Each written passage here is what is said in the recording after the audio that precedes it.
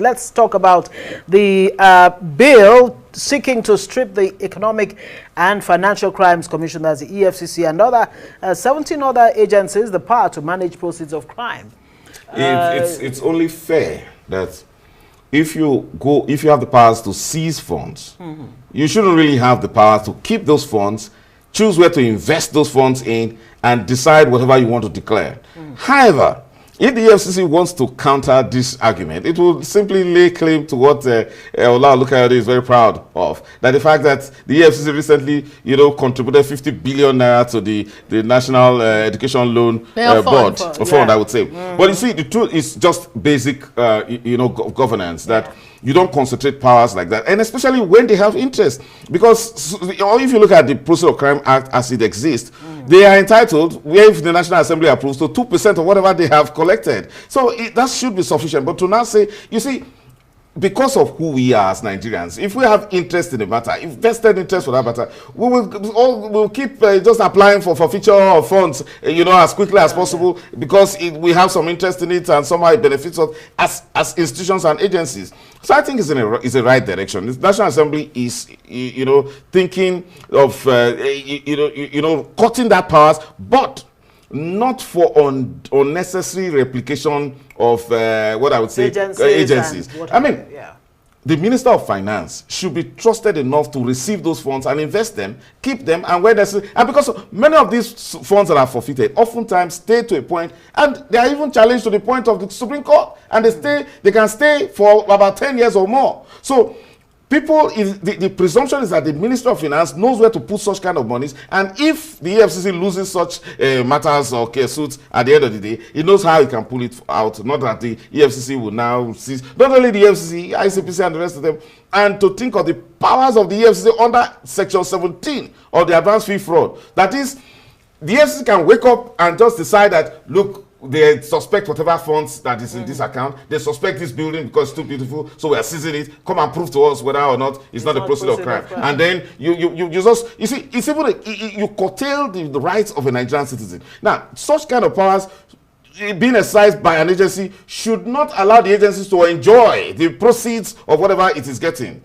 So it's something that I think that should be done. I actually thought you were going to say to prevent relooting of the proceeds of crime. You don't want to go there. Okay. The reason is this. The reason is this. Those are matters of fact. Yeah. We've seen, you see, matters of fact in the sense that they are, I would say that they are exceptions to the rule. And we've seen them. Unfortunately, we have cases of relooting several times in the EFCC, but that shouldn't be the norm. Yeah. Yes. But we've even seen international organizations who give conditions for returning those looted funds because they've been re-looted. But I wanted to ask you as we wrap up, isn't this an indictment on these anti-corruption agencies that are already struggling? Because you raised the issue of trust.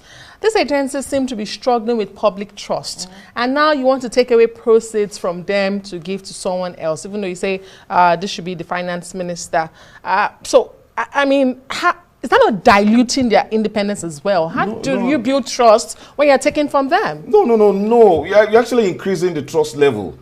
You see, you're reducing conflict of interest. You're saying, look, don't seize money just because you're interested and you'll be a beneficiary. Don't seize that. Seize money because it's in the interest of the greater Nigerian public, not for the sake of the EFCC. If the EFCC is going to benefit 2% from the monies that are seized, it shouldn't keep such monies. It should hand such monies to be kept by another independent party or even by the government, not necessarily independent. However, what we're saying is this. If you look at the fact that EFCC contributed 50 billion naira from monies it seized from Yahoo Boys, from forfeiture and all that stuff, and then it contributed, and I think that was a well thought out approach. So I put that money for the purpose of giving loans to persons who want to go to school, who in terms of reducing crime. However, you cannot say that you are investing such monies as an organization, monies that you have seized for the purpose of putting them in mutual funds or any sort of funds for whatever purpose and all that, because are not being accountable to anyone. And that brings the question of the National Assembly. The National Assembly raises a very valid point when it says we are Parliament, we are the people.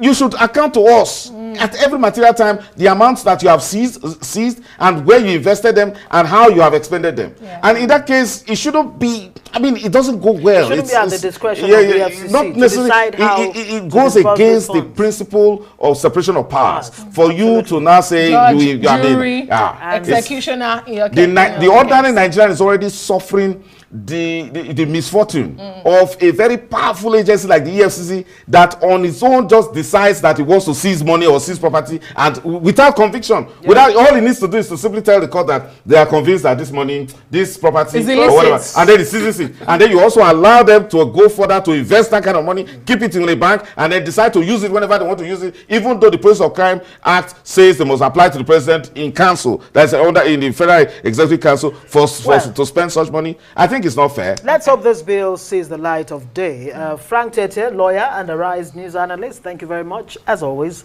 for joining us on